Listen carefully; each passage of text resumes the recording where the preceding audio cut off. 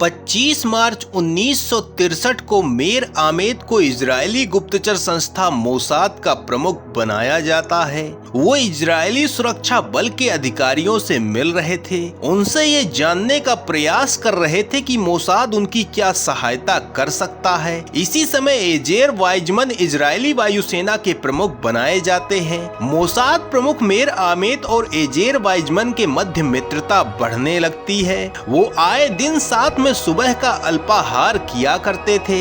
एक दिन बातों ही बातों में मेर आमेद ने उनसे भी वही प्रश्न किया जो वो दूसरे सुरक्षा अधिकारियों से कर रहे थे। उन्होंने वायुसेना प्रमुख से पूछा कि मोसाद से उन्हें क्या चाहिए। इजरायली वायुसेना प्रमुख एजेर वाइजमन जैसे आमेद के इस प्रश्न के लिए तैयार ही बैठे थे। बिना एक पल की देरी किए उन्होंने आमेद से कहा, देखो आमेद, यदि तुम वायुसेना प्रमुख के रूप में मुझसे ये पूछ रहे हो तो मैं यही कहूंगा कि मुझे किसी भी कीमत पर MiG-21 चाहिए। एजेर वाइजमन के इस उत्तर के लिए मोसाद प्रमुख मेर आमेद बिल्कुल भी तैयार नहीं थे। ये उत्तर सुनते ही उनका मुंह खुला का खुला रह जाता है। उन्होंने कहा, अरे क्या आप पागल हो गए हैं? पूरे पश्चिम जगत में एक भी मिग विमान नहीं है, ऐसे में हम उसे कैसे प्राप्त कर सकते हैं? लेकिन वायुसेना प्रमुख वाइजमन ने कहा कि रूस का MiG-21 विमान हमारे लिए अत्यंत आवश्यक है और मुझे वो किसी भी मूल्य पर चाहिए। इजराइल की गुप्तचर संस्था मोसाद इजरायली सुरक्षा बलों की प्रत्येक मांग को पूरा करने के लिए प्रतिबद्ध होती है। यदि इजरायली वायुसेना प्रमुख इसकी मांग कर रहे हों, तब इसके लिए किसी भी मूल्य पर काम करना आवश्यक था। और इजरायली गुप्तचर संस्था मोसाद पूरे विश्व में सबसे शक्तिशाली अभियानों के लिए जानी जाती है, जिसके लिए ये बात विश्व प्रसिद्ध है कि उसके लिए कुछ भी असंभव नहीं है। वो धरती के किसी भी कोने में छिपे इजराइल के शत्रुओं को चुन चुन कर यमलोक भेजती है, जिसकी शक्ति का सामना कई देश मिलकर भी नहीं कर पाते हैं। इजरायली सुरक्षा बलों का आमेद को दिया गया ये सबसे चुनौतीपूर्ण लक्ष्य था। इसके पश्चात मोसाद ने रूस के MiG-21 के लिए अपना मिशन तैयार किया और इस मिशन को नाम दिया गया ऑपरेशन डायमंड। मेर आमेद ने इसका उत्तरदायित्व एक ऐसे मोसाद एजेंट को दिया जिसने पहले भी MiG-21 के लिए कई बार मिशन बनाया था, किंतु किसी न किसी कारण से बार बार ये मिशन असफल हो जाता था। रहविया वर्डी नाम के इस मोसाद एजेंट ने मिस्र और सीरिया से इस विमान को लाने के लिए कई बार जाल बिछाया था, लेकिन वो सफल नहीं हो पाए थे। इस बार भी इस मिशन पर महीनों काम करने के पश्चात भी मस्तिष्क काम नहीं कर रहा था। इस बात का हल किसी को नहीं मिल रहा था कि इस मिशन को पूरा कैसे किया जाए। सोवियत संघ 1961 से ही अरब देशों को MiG-21 देने शुरू कर चुका था। 1963 तक MiG-21 मिस्र, सीरिया और इराक की वायुसेना का महत्वपूर्ण अंग बन चुका था, किंतु इन विमानों की तकनीकियों के लिए वो इतना सजग और सावधान था कि उसने इन देशों को इस प्रतिबंध के साथ विमान दिया था कि विमान भले ही उनकी धरती पर रहेंगे, लेकिन विमानों की सुरक्षा, प्रशिक्षण और रखरखाव की जिम्मेदारी सोवियत अधिकारियों की होगी। ऐसे में इन विमानों तक पहुंचना शेर की मांद में घुसने जैसा था। पश्चिम देशों के पास उस समय तक इस क्षमता वाला कोई विमान नहीं था। MiG-21 सोवियत यूनियन को रणनीतिक रूप से अत्यंत सशक्त बना रहा था। इस विमान की असाधारण क्षमताओं से पश्चिम आतंकित था। वो किसी भी प्रकार से इस विमान की तकनीकियों को प्राप्त करके ऐसी क्षमता वाला विमान बनाना चाहता था। अमेरिका इसके लिए पूरी शक्ति लगा रहा था, जबकि इराकी वायुसेना में इस विमान के होने के कारण इजराइल को भी इससे संकट बना हुआ था। किंतु मोसाद एक ऐसी शक्ति है जो इस बात के लिए प्रसिद्ध है कि उसके लिए कोई ऐसा काम नहीं है जो वो ना कर सके। मोसाद ने इराक, ईरान, अरब में सक्रिय अपने सारे एजेंट्स को एक्टिव कर दिया। मोसाद भूखे शेर की भांति किसी ऐसे व्यक्ति को ढूंढने लगी जो इराकी, मिस्र या सीरिया की वायुसेना तक पकड़ रखता हो। मोसाद के गुप्तचर अरब देशों के कोने कोने में एक्टिव रहते हैं। उसका जाल इतना सशक्त है कि इस प्रकार का कोई भी सूत्र ज्ञात करने में उन्हें अधिक समय नहीं लगता है। किंतु चारों दिशाओं में भाग दौड़ और कई प्रकार के जाल बिछाने के पश्चात भी इस बार कोई सूत्र नहीं मिल रहा था। किंतु कई सप्ताह बीत जाने के पश्चात मोसाद एजेंट रहविया वर्डी ईरान में एक ऐसे इजरायली मिलिट्री अताशे याकूब निमरादी को ढूंढ निकालते हैं जो एक ऐसे इराकी यहूदी योसेफ शिमिश को जानता था, जिसके संपर्क में इराकी वायुसेना का एक ऐसा पायलट था जो MiG-21 विमान उड़ाता था। और वो कुछ ऐसी परिस्थितियों में था कि मोसाद के इस मिशन के लिए अचूक ब्रह्मास्त्र बन सकता था। मिलिट्री अताशे किसी भी देश में शस्त्रों के लिए निर्यात के लिए नियुक्त होते हैं, जो उस देश की सरकार और सेनाओं के संपर्क में होते हैं और उनकी आवश्यकताओं की सूचना अपने देश की रक्षा इकाइयों को देते हैं, जो उन आवश्यकताओं के अनुसार अपने शस्त्र उस देश को प्रस्तावित करते हैं। उस समय ईरान और इजराइल के मध्य अच्छे संबंध थे और ईरान इजराइल से शस्त्र भी खरीदता था। इसी कारण से इजराइल ने अपने अताशे ईरान में नियुक्त कर रखे थे।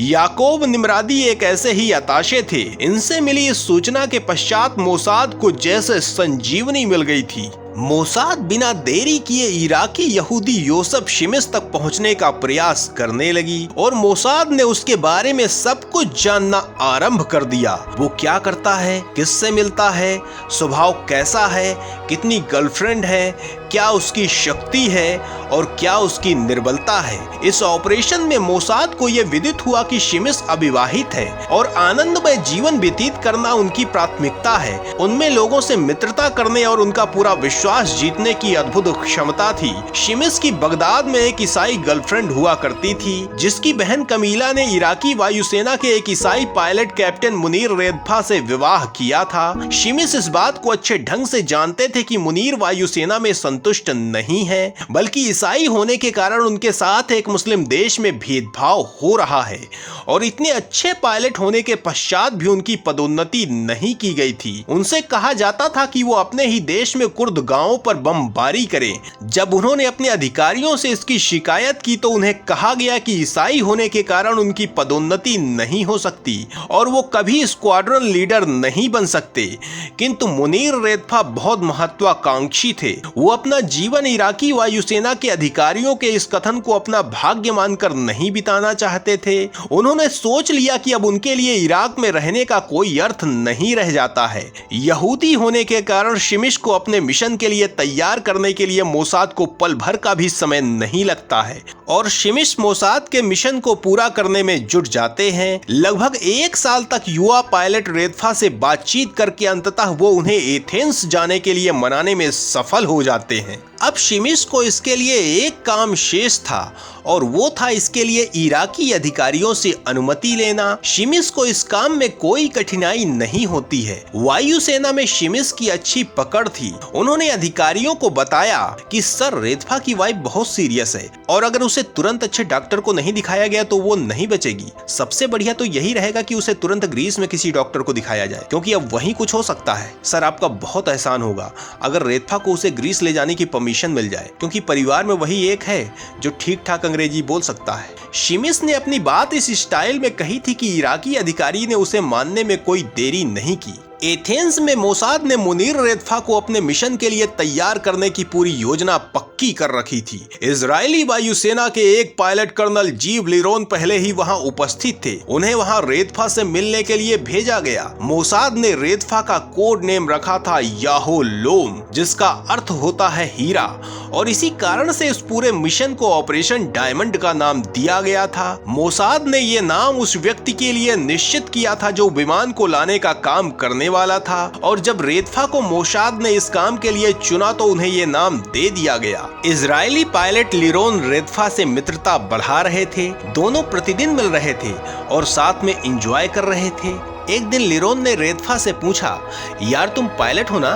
रेदफा ने कहा बेशक। लिरोन ने रेदफा की आंखों में झांकते हुए अगला प्रश्न किया, अगर तुम अपने विमान के साथ इराक से बाहर चले जाओ तो ज्यादा से ज्यादा क्या हो सकता है? रेदफा ने कहा, क्या बात कर रहे हो? वो लोग मुझे मार डालेंगे और कोई भी देश मुझे शरण देने के लिए तैयार नहीं होगा। तब अवसर मिलते ही लिरोन ने कहा, एक देश है जो खुली बाहों से तुम्हारा स्वागत करेगा, लेकिन इसके लिए तुम्हें तैयार होना पड़ेगा। रेदफा ने आश्चर्य से लिरोन की ओर देखा। तब लिरोन ने कहा, हाँ, मैं सच कह रहा हूँ। इजराइल तुम्हारे स्वागत के लिए तैयार बैठा है, बस तुम्हें इसके लिए हिम्मत जुटानी है। रेतफा को अपनी आंखों और कानों पर विश्वास नहीं होता है। पहले तो वो आश्चर्य से लिरोन को देखता रह जाता है, किंतु लिरोन उसे विश्वास दिलाने में सफल हो जाते हैं। लिरोन का ये प्रस्ताव तो जैसे रेतफा के लिए एक सुनहरा अवसर था, क्योंकि वो तो स्वयं ही इसके लिए प्रयास कर रहे थे। बहुत सोचने विचारने के पश्चात अंततः लिरोन रेतफा को मोसाद के मिशन के लिए तैयार कर लेते हैं। ग्रीस से वो दोनों रोम गए। वहाँ शिमिस और उनकी गर्लफ्रेंड भी आ गई। कुछ दिनों बाद वहाँ इजरायली वायुसेना के इंटेलिजेंस विभाग के रिसर्च अफसर यहूदा पोरट भी पहुँच गए। रोम में ही तय हुआ कि इजरायली इंटेलिजेंस और रेतफा के बीच संवाद कैसे स्थापित किया जाएगा। ये निश्चित किया गया कि जब रेतफा को संकेत देने के लिए इजराइल के रेडियो स्टेशन कोल से प्रसिद्ध अरबी गाना मरहब्ते प्रसारित किया जाएगा, जो रेतफा के लिए इस बात का संकेत होगा कि वो इराक छोड़ दे। मोसाद के लिए यह ऑपरेशन इतना महत्वपूर्ण था कि रोम में मोसाद के प्रमुख मेयर आमेद स्वयं इन सारी गतिविधियों पर दृष्टि बनाए हुए थे, किंतु स्वयं मोसाद के एजेंट भी इस बारे में नहीं जानते थे। इसके पश्चात रेतफा को इजराइल बुलाया जाता है, जहां वो केवल 24 घंटे ही रुकते हैं। यहाँ उन्हें सब कुछ विस्तार से बता दिया जाता है। मोसाद के गुप्तचर उन्हें तेल अबीब की मुख्य सड़क एलएनबी स्ट्रीट ले गए। शाम को उन्हें तफा के अच्छे रेस्तरां में स्वादिष्ट भोजन कराया जाता है। वहां से रेतफा एथेंस गए। इसके पश्चात वहां से दूसरे जहाज से बगदाद पहुंचे और योजना के अंतिम चरण की तैयारी में लग गए। मोसाद के लिए अगली चुनौती ये थी कि पायलट के परिवार को इराक से बाहर कैसे निकाला जाए।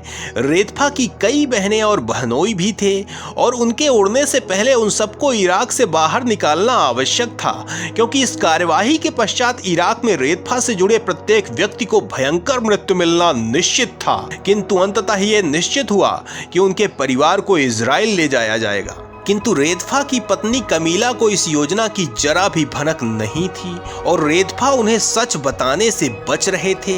रेतफा ने उन्हें सिर्फ ये बताया था कि वो लंबे समय के लिए यूरोप जा रहे हैं और वो अपने 2 बच्चों के साथ पहले एम्स्टर्डम गईं। वहां उनकी प्रतीक्षा कर रहे मोसाद के एजेंट वहां से उन्हें पेरिस ले गए, जहां जीव लिरोन उनसे मिले। रेतफा की पत्नी अभी तक नहीं भांप पाई थी कि ये लोग कौन थे। इन सारे लोगों को एक छोटे अपार्टमेंट में ठहराया गया, जहां सिर्फ एक डबल बेड था। इजराइल के लिए उड़ान भरने से एक रात पहले लिरोन ने कमीला को बताया कि मैं एक इजरायली अधिकारी हूं और अगले दिन उनके पति भी वहां पहुंचने वाले हैं। जैसे ही कमीला को यह ज्ञात हुआ, उसने रोना चीखना आरंभ कर दिया। वो कहने लगी, अरे मेरा पति तो गद्दार है और उसके भाइयों को जब पता चलेगा कि उसने क्या किया है तो वो उसे मार डालेंगे। किंतु बहुत देर तक कमीला के रोने बिलखने के पश्चात उन्हें इस बात का बोध हो गया कि उनके पास कोई और विकल्प नहीं है और सूजी हुई आंखों और एक रोगग्रस्त बच्चे को साथ में लिए वो जहाज में बैठ गई और सारे लोग वहां से इजराइल आ गए। 17 जुलाई 1966 को यूरोप में स्थित मोसाद के एक स्टेशन में मुनीर ने पत्र भेजा, जो कोड वर्ड में था, जिसमें मुनीर ने मोसाद को यह सूचित किया कि उसने इराक से उड़ने की पूरी तैयारी कर ली है। और 14 अगस्त को मुनीर रेतफा ने MiG-21 विमान पर उड़ान भरी, किंतु अचानक विमान के इलेक्ट्रिक सिस्टम में खराबी आ गई। मुनीर किसी भी प्रकार का संकट इस विषय में नहीं उठाना चाहते थे, क्योंकि विमान में यांत्रिक दोष होने पर मिशन पूरा नहीं हो पाता और पकड़े जाने पर दुर्दांत मृत्यु निश्चित थी। इसी कारण वो उस विमान को वापस ले जाकर रशीद एयर बेस पर खड़ा कर दिए। जांच में स्पष्ट हुआ कि विमान में कोई बड़ी समस्या नहीं हुई थी। उसके कॉकपिट में एक फ्यूज जल जाने के कारण धुआं भर गया था, जिससे मुनीर घबरा गए थे और मिशन पूरा होने से एक कदम पूर्व ही अटक गया था। इजराइल के मोसाद हेडक्वार्टर में बैठे मेयर आमेद दूसरे एजेंट्स के साथ सांस थामे इस मिशन पर दृष्टि बनाए हुए थे और सबका हृदय जोर जोर से धड़क रहा था। 2 दिन के पश्चात मुनीर ने उसी MiG-21 में पुनः उड़ान भरी और उसने पूर्व से निश्चित वायु मार्ग पर उड़ना जारी रखा। पहले मुनीर ने बगदाद की ओर विमान को दिशा दी और उसके कुछ समय पश्चात उसे इजराइल की ओर मोड़ दिया। इराकी कंट्रोल रूम ने इसको नोटिस कर लिया और बार बार संदेश भेजकर मुनीर को वापस लौटने का आदेश देते रहे, किंतु मुनीर ने इसका कोई उत्तर नहीं दिया। और तब कंट्रोल रूम ने उनका विमान शूट करने की धमकी दी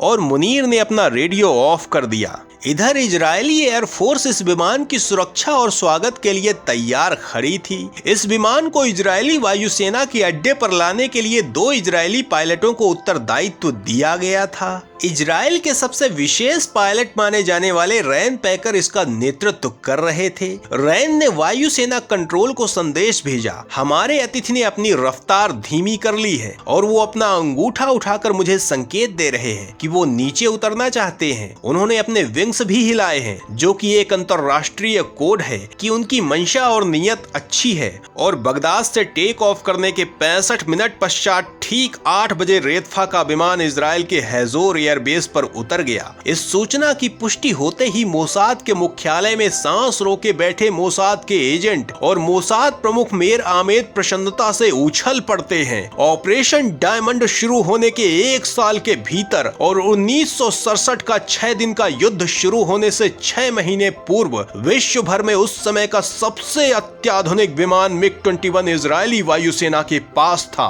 मोसाद ने अपने साहस, अपनी राष्ट्रभक्ति और अपने समर्पण की शक्ति से एक ऐसा चमत्कार कर डाला था जिसकी कल्पना अमेरिका की CIA या FBI भी नहीं कर सकती थी। इजरायली गुप्तचर संस्था मोसाद की इस कार्यवाही ने पूरे विश्व को स्तब्ध कर दिया था, जबकि सोवियत यूनियन रक्त का घूंट पीकर रह गया था। अमेरिका, ब्रिटेन, फ्रांस और इटली जैसे देश आंखें फाड़कर और मुंह फैलाकर मोसाद की अद्भुत अकल्पनीय शक्ति को देख रहे थे। तो मित्रों, इजराइल की गुप्तचर संस्था की इस रोमांचकारी और हृदय कंपा देने वाली कहानी आपको कैसे लगी? कमेंट में अवश्य बताइए। वीडियो को लाइक कीजिए, शेयर कीजिए और यदि आपने अभी तक हमारे चैनल को सब्सक्राइब नहीं किया है तो इसे सब्सक्राइब अवश्य करें। और मित्रों, ये कहानी यहीं समाप्त नहीं होती है। इसका अत्यंत रोमांचक और स्तब्ध कर देने वाला भाग हम आपको अगले वीडियो में बताएंगे, तो उसे देखना न भूलिएगा। धन्यवाद।